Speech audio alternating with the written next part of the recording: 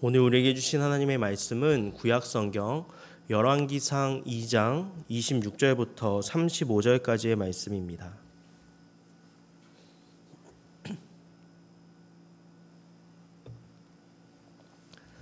구약성경 513쪽에 열왕기상 2장 26절부터 35절까지의 말씀, 제가 한 절 여러분이 한 절씩 교독하겠습니다. 왕이 제사장 아비아달에게 이르되 내 고향 아나돗으로 가라. 너는 마땅히 죽을 자이로되 내가 내 아버지 다윗 앞에서 주 여호와의 궤를 메었고 또 내 아버지가 모든 환난을 받을 때에 너도 환난을 받았은즉 내가 오늘 너를 죽이지 아니하노라 하고,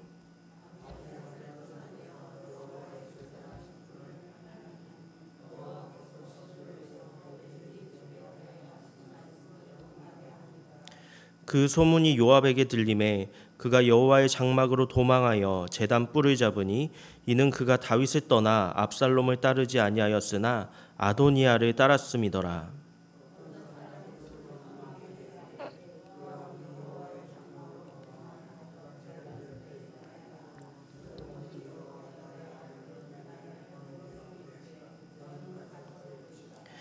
브나야가 여호와의 장막에 이르러 그에게 이르되 왕께서 나오라 하시느니라.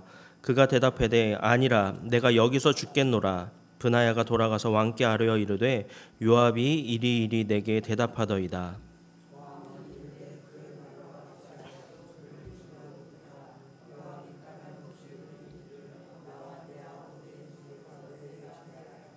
여호와께서 요압의 피를 그의 머리로 돌려보내실 것은 그가 자기보다 의롭고 선한 두 사람을 쳤음이니 곧 이스라엘 군사령관 넬의 아들 아브넬과 유다 군사령관 예델의 아들 아마사를 칼로 죽였음이라.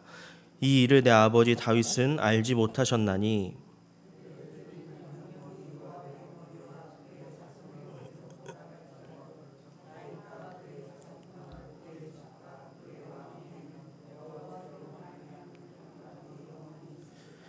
여호야다의 아들 브나야가 곧 올라가서 그를 쳐 죽이매 그가 광야에 있는 자기의 집에 매장되니라.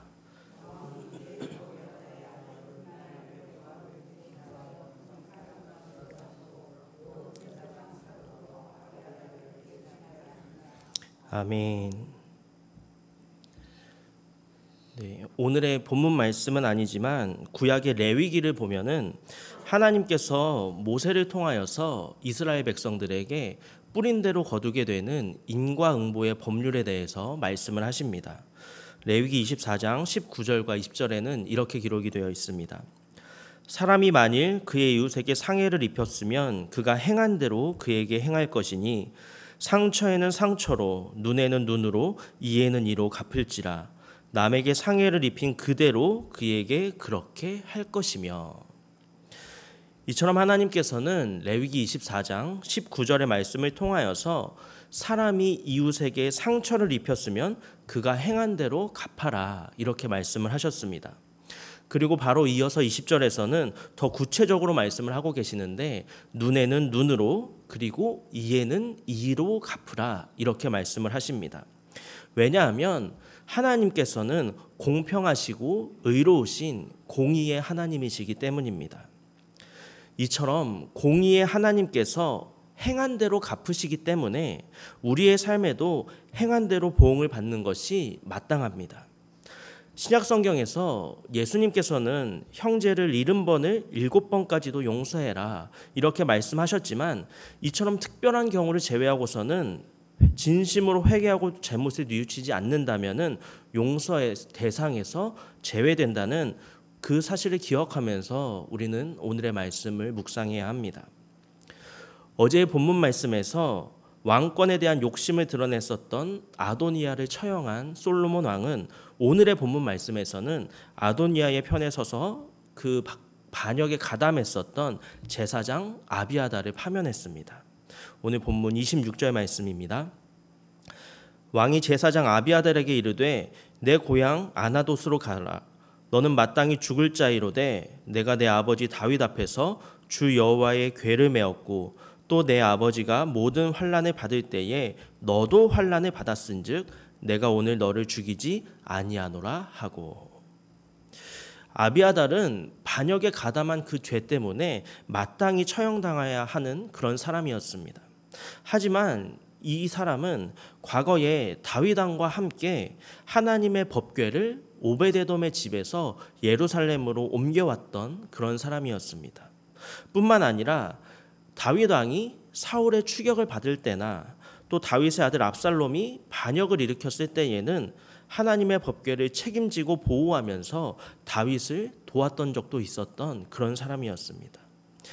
이러한 아비아달 제사장의 과거의 헌신과 수고를 참작하여서 마땅히 죽어야 하는 그런 반역의 죄를 가담했던 사람이었지만 솔로몬 왕은 그 사람을 죽이지 않고 그냥 제사장직에서 파면하는 것으로 그 죄를 묻고 있습니다.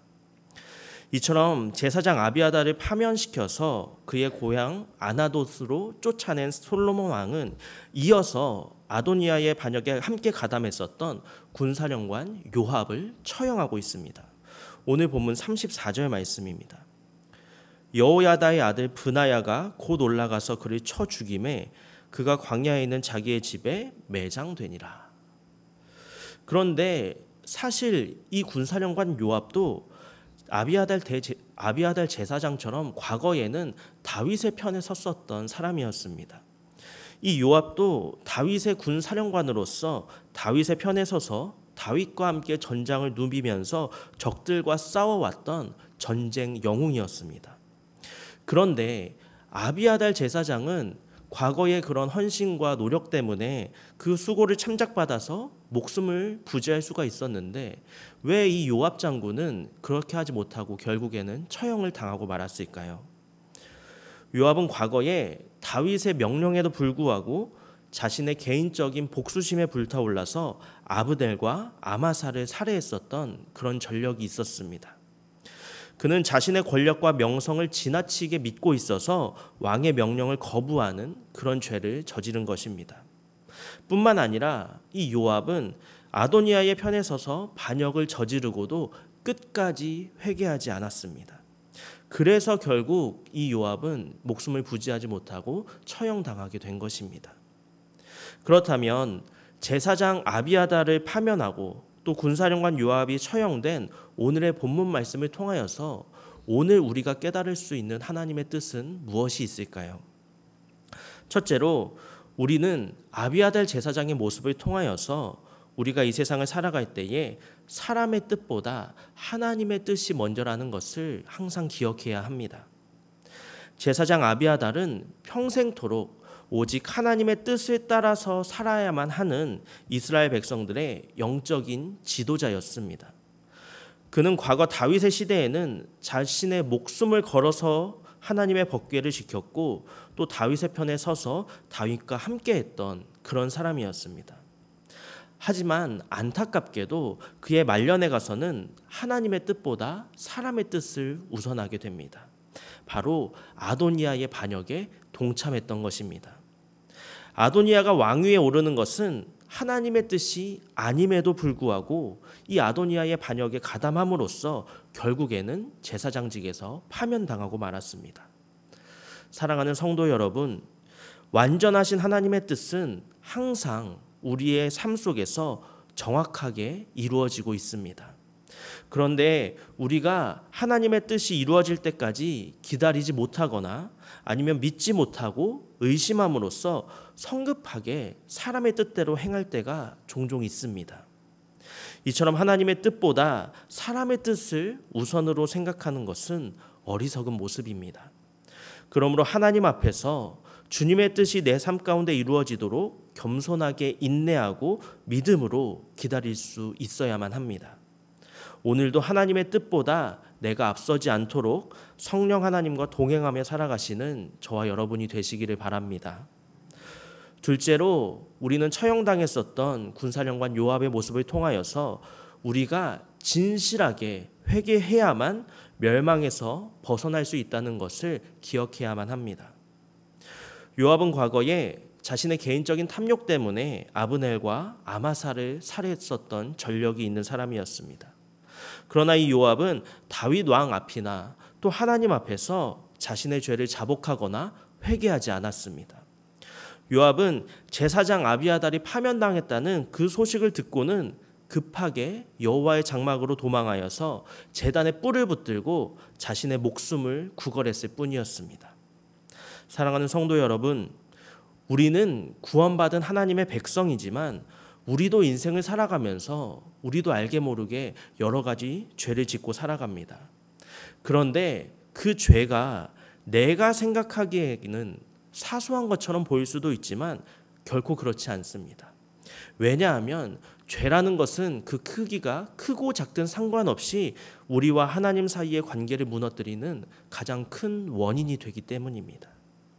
그러므로 우리는 항상 하나님의 말씀에 우리의 마음을 비추어서 내 안에 죄의 모습이 있는지 없는지 항상 돌아봐야만 합니다. 마음으로 지은 죄도 또 행동으로 지은 죄도 또 하나님의 말씀에 순종하지 못한 죄들도 우리의 마음속에 발견된다면 우리는 즉시 회개해야만 합니다. 죄는 어떤 모양이라도 반드시 버리고 회개함으로써 주님 앞에서 정결한 모습으로 살아가시는 저와 여러분이 되시기를 바랍니다.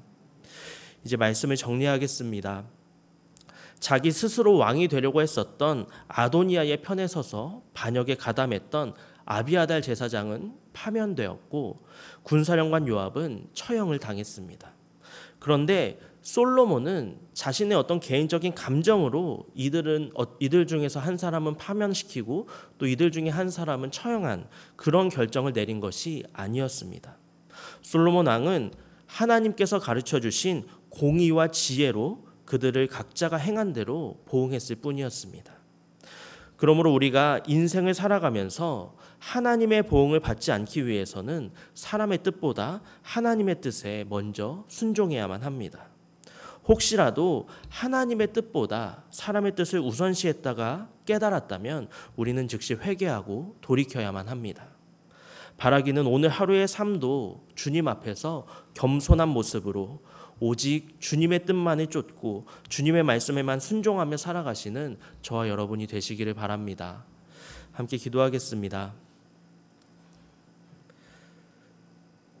우리의 모든 삶을 주관하시는 거룩하신 하나님 아버지, 오늘 하루의 삶을 선한 목자가 되시는 주님의 인도하심에 따라 순종하며 살아가기로 결단합니다. 주님께서 무지한 우리를 바른 길로 인도하여 주시고 주님 앞에서 겸손하고 정결한 모습으로 살아갈 수 있도록 우리를 인도하여 주옵소서. 혹시라도 우리도 알지 못하는 사이에 우리가 하나님의 뜻을 거스르며 살았다면 우리의 어리석음을 깨달을 수 있도록 지혜를 허락하여 주시고 즉시 회개할 마음을 우리에게 부어주셔서 죄의 길에서 돌이키고 오직 주님의 뜻만 쫓으며 살아가는 우리 모두가 되게 하여 주옵소서. 감사드리며 예수님의 이름으로 기도합니다. 아멘.